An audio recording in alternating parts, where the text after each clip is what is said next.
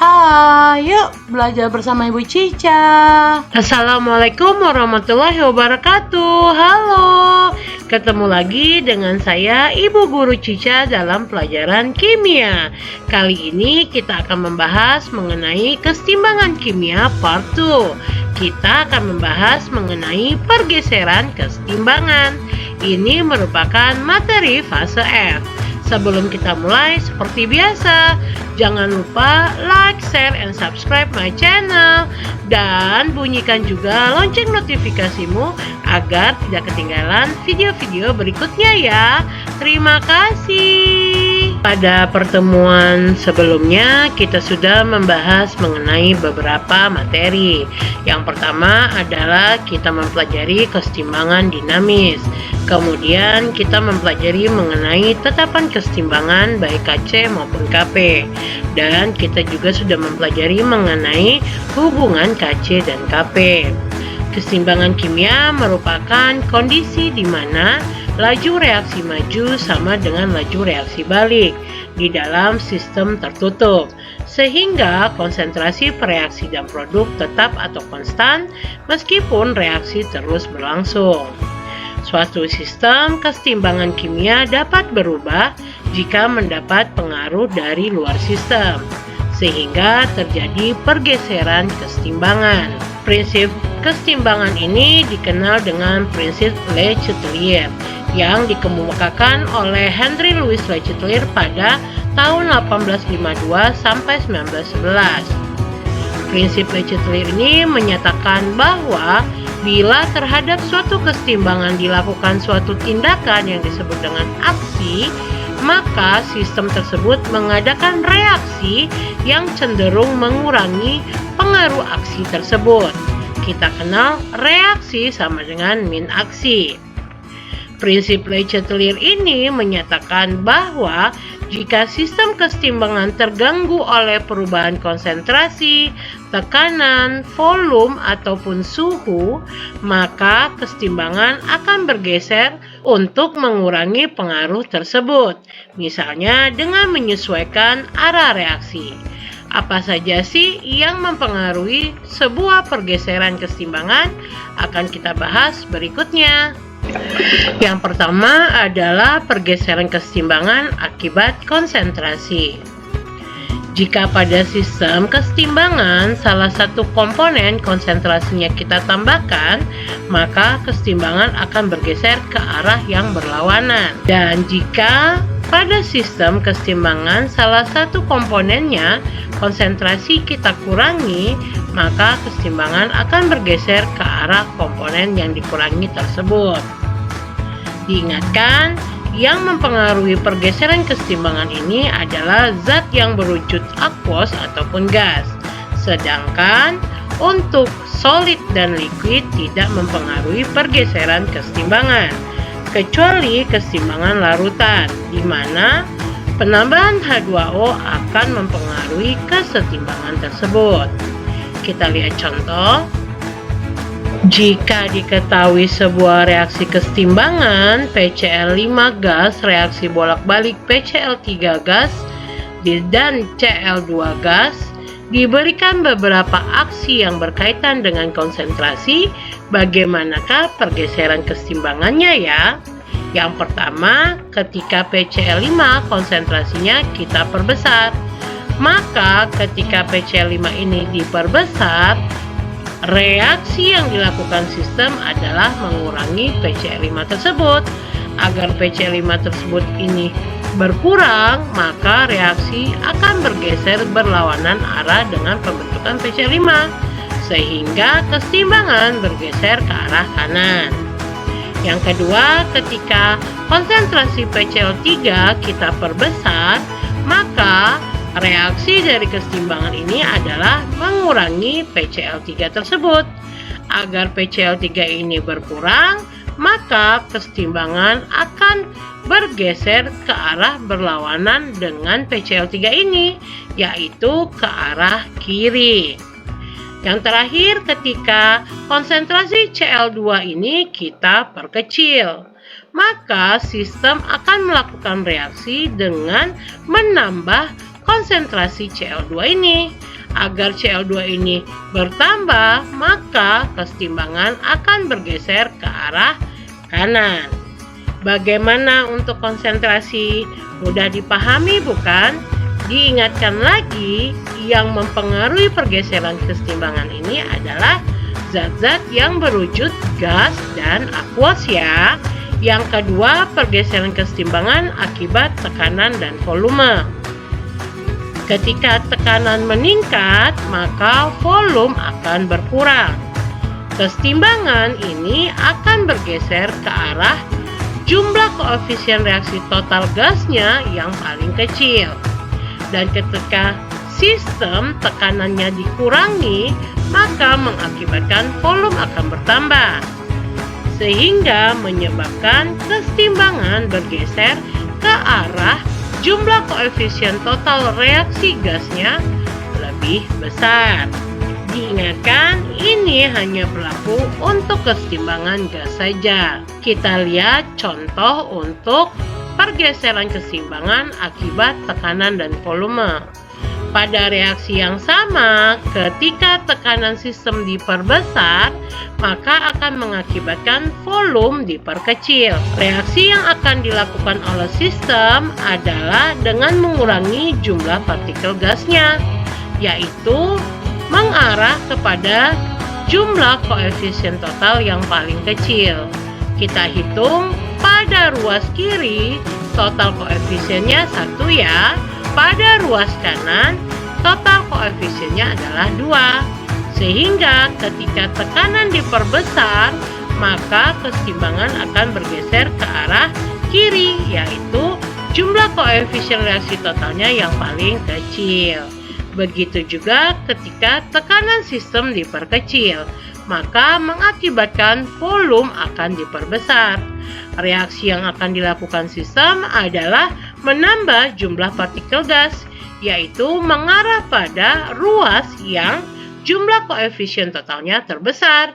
Kita lihat yang paling besar adalah sebelah kanan, sehingga kesetimbangan akan bergeser ke arah kanan. Yang terakhir, kita akan bahas mengenai pengaruh suhu terhadap pergeseran kesetimbangan. Ketika suhu dinaikkan, maka kesetimbangan akan bergeser ke arah reaksi endotherm, di mana delta H-nya bertanda positif. Dan sebaliknya, ketika suhu diturunkan, maka kesetimbangan akan bergeser ke arah reaksi exotherm, di mana delta H-nya bertanda negatif.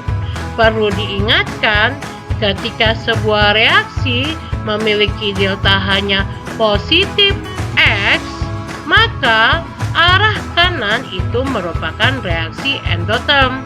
Dan ketika delta H suatu reaksi negatif, maka arah ke kanan reaksi itu adalah exotherm. Nah, kita lihat contohnya ya. Pada reaksi kesetimbangan yang sama, bagaimanakah pergeseran kesetimbangan ketika suhunya dinaikkan ataupun diturunkan? Ketika suhu dinaikkan, maka reaksi dari sistem adalah menurunkan suhu sehingga mengarah ke arah reaksi endotherm. Dilihat lagi, reaksi ini memiliki delta H min 106 kJ, menandakan ke arah kanan ini merupakan reaksi exotherm. Tadi ketika suhu dinaikkan, dia harus ke arah endotherm untuk menurunkan suhunya, sehingga pergeseran akan bergeser ke sebelah kiri. Tadi kanan exotherm, maka endotherm adalah sebaliknya, yaitu ke kiri. Ketika suhu diturunkan, maka reaksi dari sistem yaitu menaikkan suhunya dengan mengarahkan reaksinya ke arah reaksi exotherm. Tadi ke kanan reaksinya exotherm ya, sehingga ketika suhu diturunkan, kesetimbangan akan bergeser ke kanan. Bagaimana untuk pengaruh-pengaruh beberapa faktor terhadap pergeseran kesetimbangan? Sudah bisa dipahami ya? Kita lihat contoh secara keseluruhannya. Apa yang terjadi dengan sistem kesetimbangan 2NO2 gas reaksi bolak-balik menjadi N2O4 gas dengan delta H min 57,20 kJ apabila A. Suhu dinaikkan, B. Tekanan diturunkan, C. Konsentrasi NO2 ditambahkan ke dalam sistem, dan yang D. Konsentrasi N2O4 dikurangi dari sistem. Mari kita bahas bersama. Yang pertama, jika suhu dinaikkan, maka kesetimbangan bergeser ke arah endotherm. Diingatkan lagi, ini delta H-nya min 57, artinya ke arah kanan dia adalah exotherm. Maka untuk reaksi endotherm dia ke arah kiri. Jadi suhu dinaikkan, maka kesetimbangan bergeser ke arah kiri. Yang kedua, ketika tekanan diturunkan. Ketika sistem diturunkan tekanannya, maka kesetimbangan akan bergeser ke arah sisi yang jumlah koefisien zat gasnya paling besar. Kita lihat, di kiri koefisiennya 2, di kanan koefisiennya 1. Maka yang paling besar adalah yang sebelah kiri. Maka tekanan diturunkan, kesetimbangan bergeser ke arah kiri. Lalu ketika konsentrasi NO2 ditambahkan, nah ini NO2 ditambahkan, maka kesetimbangan bergeser berlawanan dengan yang ditambah, yaitu ke sebelah kanan. Good, betul sekali. Dan yang terakhir, ketika konsentrasi N2O4 dikurangi, maka kesetimbangan akan mengarah ke komponen yang dikurangi tersebut, sehingga kesetimbangan akan bergeser ke sebelah kanan. Nah, bagaimana untuk penentuan pergeseran kesetimbangan dengan pengaruh beberapa faktor yang kita sudah bahas bersama? Untuk latihan di rumah, kerjakan 2 soal ini ya. Silakan screenshot dan kerjakan di buku latihanmu. Nah, materi terakhir yang akan kita bahas adalah kesetimbangan kimia dalam dunia industri. Di sini kita bahas 2. Yang pertama adalah proses Haber-Bosch. Ini adalah industri yang menghasilkan amonia atau NH3 dari gas nitrogen dan hidrogen menggunakan tekanan tinggi dan suhu optimal.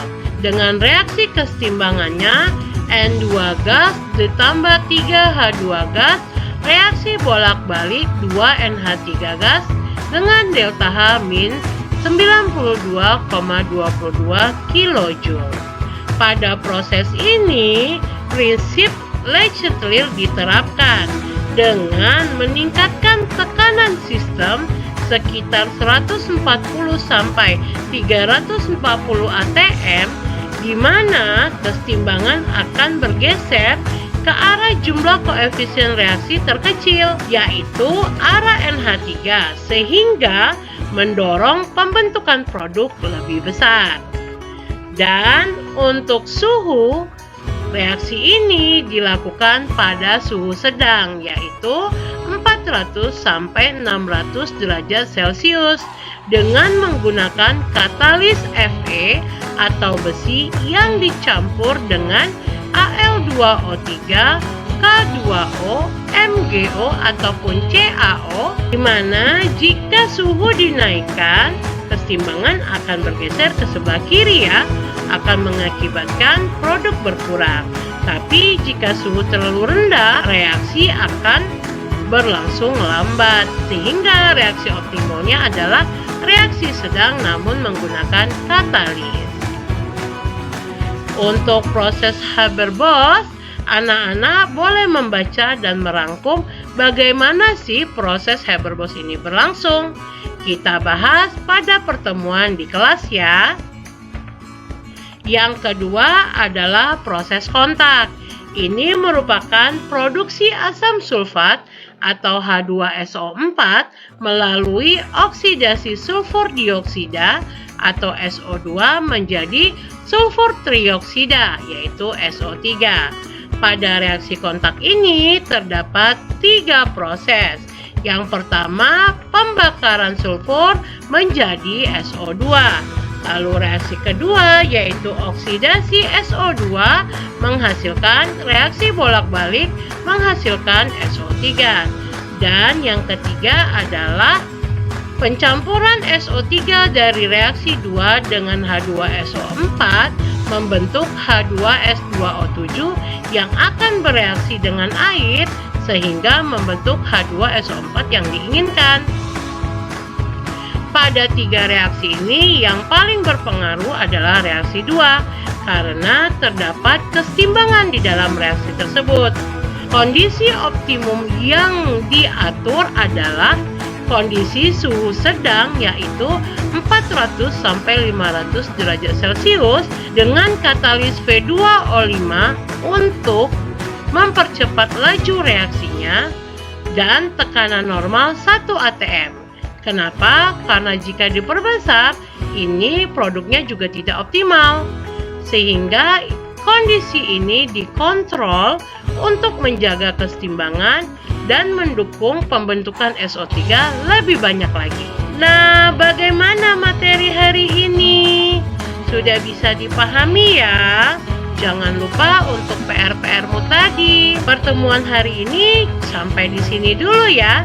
Thanks for watching. Kita ketemu pada pertemuan berikutnya. Tetap sehat, tetap semangat dalam belajar. Ibu akhiri, Assalamualaikum warahmatullahi wabarakatuh.